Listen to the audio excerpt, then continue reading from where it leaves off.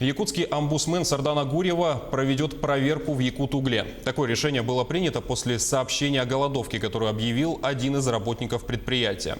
Ранее в ряде средств массовой информации и в социальных сетях распространилась информация о том, что один из сотрудников компании пошел на такие меры из-за разногласий с начальством. Само руководство Якутугля прокомментировало ситуацию следующим образом.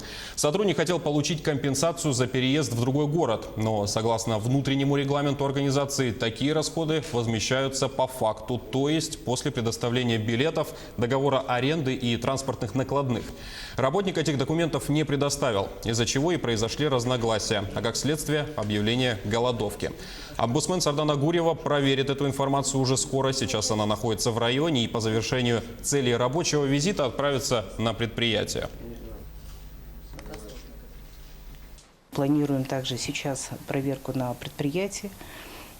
По информации гражданина, это положение, к сожалению, касается не только одного.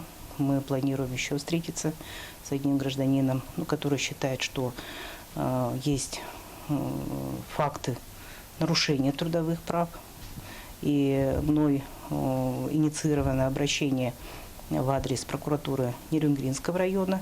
И надо сказать, что данная проверка прокуратурой Нерюнгринского района начата. Поэтому информация объективная, всесторонняя, полная по результатам проверки будет также доведена через средства массовой информации.